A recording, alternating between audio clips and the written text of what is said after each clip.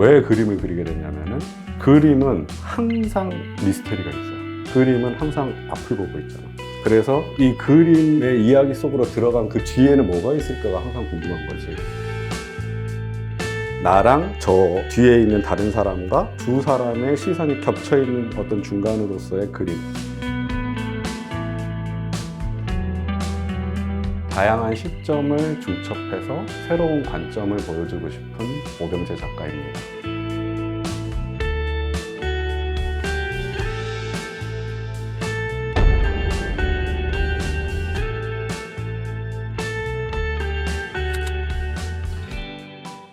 어이, 잘 지냈어? 오래간만. 야, 아이씨. 야, 여기 네 작업실이냐?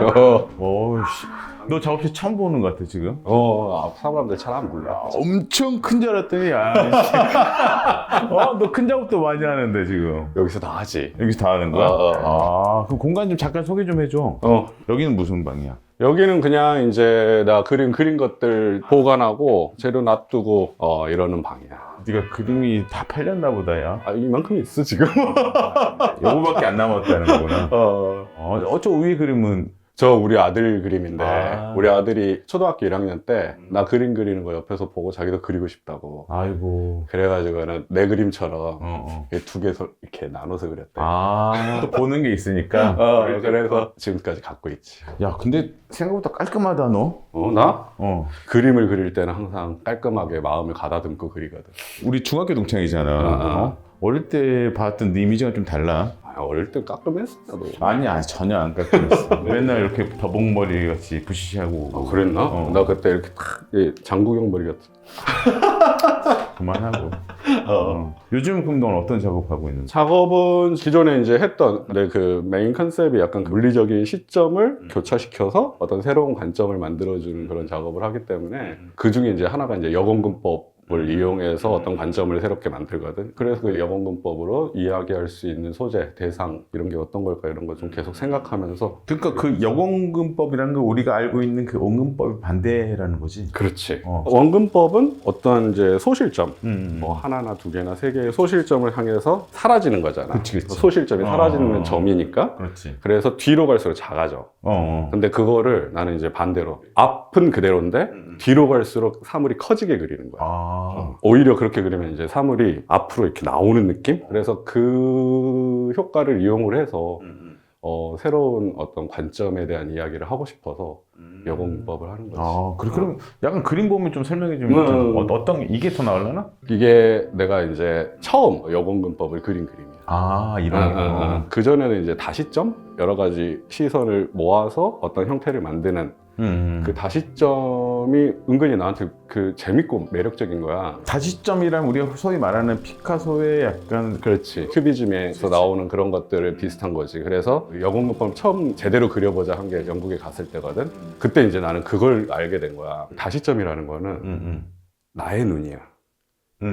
나의 눈이 움직인다. 그러니까 그치. 나의 눈이 여기도 보고 움직이기 때문에 그 시점들을 모은 게 그 어떤 다시점적인 거라면은 여건근법은 시점이 두 개기는 해. 왜냐하면 내가 그림을 보는데 그게 뒤로 커지니까 소실점은 나한테 오잖아. 그러면 뒤에 누군가의 시점인 거야. 그치. 그거를 영국 가서 깨달은 게 영국은 내 눈이 중요해. 그러니까 서양은 왠지 모르게 내 눈이 중요한 거야. 근데 다른 사람의 시점을 같이 갖고 올 수는 없나? 그랬더니 학교에서 그렇게 얘기해, 교수님이. 네가 다른 사람 시점을 알 수 있어? 어떻게 보이는지? 그러니까 나는 이제 그 말이 오히려 나한테 힌트가 된 거야. 나는 몰라. 하지만 다른 사람의 시점이 있다는 거를 보여줄 수는 있어. 그래서 여건근법이라는 두 개의 시점을 사용하게 된 거야. 그래서 일부러 그 강의실 의자를 그린 거야. 보통 기술사적으로 의자 하면은 어떤 누군가의 의자잖아. 누군가가 앉았던 누군가의 잔상 같은 거일 수도 있고 그런 의미로 의자가 많이 쓰이는데 나는 그래서 일부러 강의실 아무나 앉을 수 있는 의자 그러니까 누구든 사용할 수 있는 의자를 소재로 삼고 그래서 그거를 이제 뒤쪽 시선으로 이렇게 해서 여건근법으로 처음 그려본. 그러니까 지금 우리가 소위 말하는 거는 이 다리는 여기고 이 다리는 사실 짧아져야 되는 게 맞는 건데 그렇지. 지금 이게 반대로 이렇게 커진다는 거. 머릿속에서 이 뒤로 누군가가 있는 그 공간이 존재한다는 거를 인식을 하게 되는 거지. 다른 사람의 시점도 이 공간에는 같이 존재하고 있다는 걸 보여주고 싶었던 거야. 사람이 공간에 살면은 항상 누군가랑 같이 세상을 보고 있잖아. 그치. 그거를 보여주고 싶어. 아. 내 머릿속의 생각이 전부가 아닌 다른 사람과 함께 어떤 상황을 이해를 했을 때 더 새로운 어떤 생각이 생겨난다. 이거를 보여주고 싶어서 그래서 이게 2002년도에 그린 건데 그때부터 이제 기존의 어떤 다시점에 대한 관심을 여건근법으로 포커스를 맞춘 거지. 그러면 이거 하고 나서 그러면 어떻게 지금 이 작업인가? 이거는 이제 그래도 내 그림 하면은 좀 제일 처음에 떠오르는 책거리. 여건근법을 나름 연구를 하면서 발견한 게 우리나라 민화잖아. 근데 책거리는 다 이렇게 그려져서. 그러니까는 그 원근법이라는 개념에 대한 이게 없기 때문에 최대한 똑같이 그리다 보면은 이렇게도 되고 선이 이렇게도 되고 하는 거야. 투시가 없으니까. 정조 그 행차도 이런 거 보면은 산이 이렇게도 있고 이렇게도 있고 건물들도 전부 다 그러면 다 누워있는 거지. 입체가 아니라. 그렇지. 거기서 이제 힌트를 얻었어. 그래서 책거리기 때문에 책을 그린다 이게 아니라 책이라는 거는 어떤 내용을 포함하고 있는 거잖아. 그래서 일부러 제목도 없어. 그냥 책의 가장 단순한 모양들을 썼어. 근데 걔네들이 쫙 있고 아까 말했던 그 여건근의 방식으로 뒤로 가서 다른 사람과 같이 이 책을 생각한다 면 어떤 의미로 다시 다가설까. 그래서 책이 되게 좋은 소재다.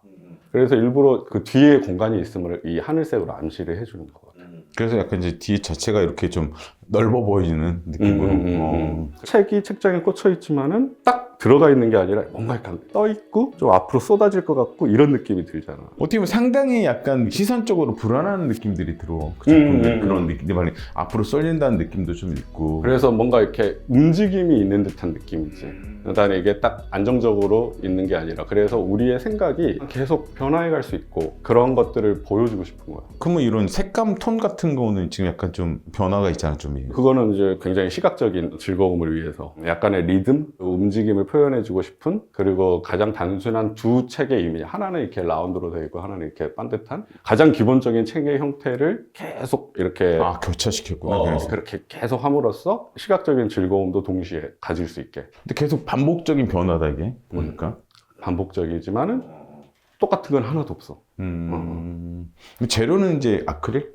아크릴은 물로 희석해서 빨리 마르고 뭔지 모르게 동양적인 느낌이 있는 거야. 수성이라. 먹으로 이렇게 그리는 듯한 그런 느낌이 있어서, 그리고 얘네는 이제 계속 중첩을 해서 그래야 너도 알지만 네 그림도 계속 중첩할 거 아니야. 중첩을 하는데 이 중첩되는 과정에서 이 중첩 사이에서 어떤 그 효과가 나와. 깊이감이. 어떤 그 강렬한 붓자국을 남기지는 못하지만은 어떤 중첩의 효과가 좋아서 그게 왠지 모르게 우리 같은 감성인 것 같은 거야. 중첩의 효과가 한 번에 올라오지 않는 그런 느낌들. 그거 보니까 이거 스케치하는 거지. 이거 지금 스케치하는 딱 과정이 보이네. 목탄으로 스케치. 이게 목탄이 나중에 이제 색을 올렸을 때 끝까지 갔을 때도 색 변화가 없어. 이 번호는 뭐야? 이거는 이제 전체 어떤 아까 그 리듬감, 균형을 맞춰주기 위해서 얇고 두껍고 책의 그런 어떤 효과들을 체크를 해놓고 그 리듬을 탈 수 있는 균형이 맞게 하려고 내가 스스로 그냥 그릴 때 체크해 놓는 거야. 별건 아니야. 그러니까 생각보다 치밀하네. 너 뭔가 아니 느낌 자체가 리듬을 탄다길래 나는 뭔가 했는데 상당히 감정을 많이 좀 배제한 느낌이 든다. 왜냐면은 명확하게 내가 얘기하는 그거를 보여주고 싶은 그런 욕망이 있는 것 같아. 나는 명확한 형태를 약간 좋아하는 것 같아. 그래? 야, 이거 자대고 다 한 거야? 그러면 색깔 칠할 때는 테이핑 작업하는 거야? 무조건 붓으로. 붓으로만? 왜냐면 아까 그 중첩의 효과를 내려면은 그리고 이런 라인들이 붓으로 그리면은 다시 자연스러워져. 그치. 지금 이제 스케치의 단계이기 때문에 내가 나중에 이제 색칠할 거를 암시를 해주기 위해서 빨리빨리 이렇게 자를 대고 그린다 그러면은 그거를 이제 다시 붓으로 그릴 때 이제 얘가 회화적인 느낌을 획득을 하거든. 그래서 무조건 붓이야. 엄청 집중을 해야 되잖아, 사실. 집중해야지. 그죠? 왜냐면 이게 조금만 나가도 티 나잖아. 고도의 정밀된 집중력과 이런 게 필요하네. 그렇지. 그래도 회화적이야. 예를 들어서 이 그림을 봤을 때 이게 이제 벽돌을 그리잖아. 이 벽돌을 보면은 그러니까 왜 붓으로 그리는지가 이게 명확하게 지금 이런 느낌 때문에 그렇지. 라인들도 상당히 명확하게 날카로운 라인이 아니야. 붓으로 그리기 때문에. 이거 라인을 남겨놓고 여기다 칠하는 거야? 그렇지. 내 그림의 특징 중에 하나가 밑에서부터 올라와. 아까 내 시선도 뒤에서 이렇게 오는 시선과 나의 시선이 교차한다 그랬잖아. 근데 그림의 방식도 가장 밑에 거가 남아있어. 그래서 이렇게 쌓여가는 그러니까 거지. 이 라인이 가장 밑라인이고 가장 밑색이야. 그 색을 남기면서 그 위에 점점 이렇게 올라오게 해서 그림이 그 뒤에서부터 쌓여오는. 거의 뭐 벽돌 하나하나씩 집 짓는 것처럼 하네. 집 짓는 것처럼 하는 거지. 밑작업 들어가고 하나씩 벽돌 올리는 것처럼. 아. 근데 은근 재밌어. 너는 재밌겠지. 사람들 보면 약간 그런 말을 하지 않아? 너 좀 집요하지 않냐? 막 이런 거. 뭐 그런 말도 많이 듣는데 그렇기 때문에 사람들도 재밌는 것 같아. 그러니까 그림은 내가 그릴 때 재밌으면은 그게 관객들한테도 전달이 되는 것 같아. 그러니까 내가 만들어내야 돼 하면서 그리면은 보는 사람도 왠지 그걸 느끼는 것 같아. 그치. 근데 내가 이거 재밌어 막 몇 번을 고쳐. 근데 그 과정이 너무 재밌는 거야. 다시 일로 넘어가 보면은 이 스케치도 그거에 따라서 계속 지우고 다시 그리는 거야. 내가 그 생각하고 있는 어떤 이 리듬을 만들어 주려고. 그래서 처음에는 이렇게 해볼까 하다 여기 이 책을 높이고 이 책을 낮추자 막 그래서 스케치 과정이 계속 이렇게 쌓여 그치. 있어. 그러니까 이런 느낌이 나온다는 거야. 이게 사실 그러니까 목탄에서 느끼는 나옴이잖아. 그러니까 지운 것도 완전히 지워지지 않고 좀 흔적이 남아있고 최종적으로 하는 그런 느낌들. 그래서 목탄이라는 소재가 상당히 드로잉으로 많이 했던 것 같아. 이렇게 막 지우는 맛도 있고 맞아. 또 더 진해지는 맛도 있고. 그러니까 여기 안에서도 이게 그 녹목이라냐? 그렇지. 손차이가 나잖아. 그래서 이게 약간 움직이는 듯한 느낌이 들잖아. 그게 재밌어서 드로잉도 한번 저런 식으로 또 해봐야겠다는 생각도 들고. 근데 이거는 지금 한 작업인 거지. 한 작업. 근데 약간 거의 데칼코마니처럼 딱 그렇게. 완벽한 대칭은 아니지만은 대칭의 구도를 갖고 있는 거지. 이거 두 개를 바꿀 수가 있어. 바꿀 수가 있어? 바꾸면은 이미지가 바뀌어. 두 가지 이미지를 만들 수 있네. 한 작품으로 두 가지 이미지를. 오씨, 1+1이야? 약간 그 괜찮지 않냐? 아니 근데 그렇게 되면 퍼즐 맞추는 거 계속 할 수 있겠네 작업들. 그래서 이걸 계속 이렇게 맞춰가면은 이게 커지면서 약간 이렇게 성 같은 느낌도 들고. 이게 처음부터 네가 그 여공근법이라는 부분에 있어서 하다가 찾은 거야? 아니면은 처음부터 생각을 하고 이렇게 한 거야? 하다가 찾은 거지. 이전에 다른 데서 작업실을 했을 때 창문을 딱 열고 뭘 그릴까 하고 딱 봤어. 그랬는데 그냥 이 건물들이 이렇게 있는 거야. 그 시각적인 효과가 너무 재밌는 거야. 딱딱딱딱 이렇게 있는 거야. 중첩돼 있으니까. 근데 우리나라 동네 그 일반 집들 보면은 구성이 다 그렇게 돼 있는 거야. 각자의 개성을 살린 건물들이 서로 쌓여 있어. 거의 중첩돼 있어. 이거를 확장시킬 수 있겠구나라는 생각이 드는 거야. 그래서 이렇게 뒤집어서 한번 또 해가지고 둘이 붙여볼까 이 생각이 드는데 맹걸 딱 했더니 여공문법 효과도 낼 수 있고 그 다음에 쌓여가는 어떤 그런 느낌들 보면은 이런 집들이 많아.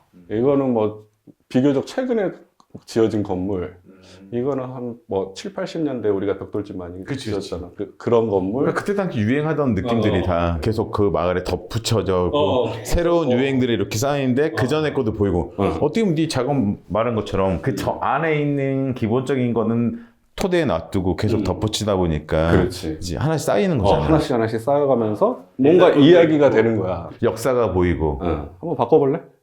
너가 이거 들어봐.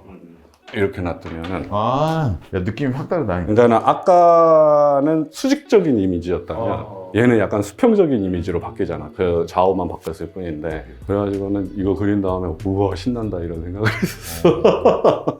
좋겠다. 야, 하나 가지고 두 가지 효과를 그러니까. 이게 그럼 가장 최근에 나온 작업인가? 아니지. 2013년부터 했으니까 10년 정도 됐고 이 집 시리즈도 최근에 했던 게 컴퓨터 서버. 컴퓨터 서버를 왜 그렸냐면은 책이랑 비슷한 의미인데 달라. 그 서버는 정보가 들어오고 나오잖아. 그 중간자의 위치인 거야. 내 컨셉이랑 너무 맞는 소재다 생각해서 컴퓨터 서버를 쌓아놓고 확산이 연결된 거를 그리는 것도 있고 이 시리즈에 다시 옛날 이거 다시 이 연장선으로 들어가서 책상이랑 의자를 생면처럼 추상화시키는 작업. 그래서 3차원처럼 보이는데 3차원의 면을 따라가지 않는 그런 작업 요즘 또 하고 있고. 입체적인 작업을 평면적인 작업으로 이제 변환시키는.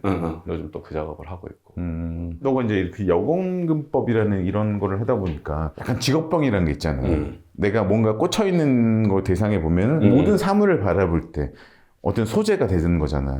뭐 지금 이렇게 건물을 바라보고 했을 때 그렇게 느껴지는 것처럼. 모든 작가들이 그런 것 같아요. 그냥 늘 바라보던 건데 갑자기 그거에서 의미가 느껴질 때가 있어. 어떤 생각이 저게 저런 느낌의 이야기를 나한테 말하고 있어라는. 예전에는 안 보이던 게 다른 사람의 시점과 내 시점이 이 공간에는 동시에 존재한다는 그 느낌? 그렇게 생각을 하고 세상을 보니까 모든 그 대상들이 그거에 의해서 의미를 다시 갖게 되는 거야. 새로운 의미를 나한테 전달을 하는 거야. 그러니까 삶도 그런 것 같아. 그렇지.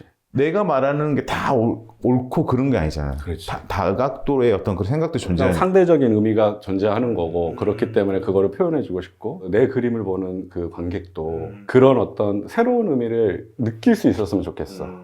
내가 알던 거랑 다르네? 얘네는 왜 나한테 쏟아질 것 같지? 이런 느낌을 받는 순간 이건 뭐지라고 새롭게 어떤 상상을 할 수 있는 단초가 된다고 생각을 하거든. 그래서 일부러 대상을 단순화시키고 가장 특징적인 모습만 표현하는 이유가 그거를 제시하고 싶어서요. 그치, 관객들한테. 군더더기 없게. 최소한의 어떤 내용적인 부분만 그걸 던져줌으로 해서 훨씬 더 명확하게 갈 수 있잖아. 그렇지. 그러니까 부채한 얘기는 필요 없고. 너무 많은 얘기를 내가 쏟아 넣으면 그 스토리에 매몰되니까 그치. 나는 오히려 최대한 그렇게 보여주는 거야. 네가 형식적인 부분만 딱 잡아주고. 그래서 상상하세요. 이거지. 오케이. 좀 더 우리가 편하게 좀 앉아가지고 좀 더 우리 깊은 얘기. 충분히 깊지 않았냐? 아니 나는 사실 그래. 우리 병재가 맨날 어릴 때 그 병재가 있다 보니까 사실 우리가 작업 얘기한 건 처음이잖아. 좀 더 한번 파야지. 과연 얘는 어떤 생각으로 살았는지. 그래.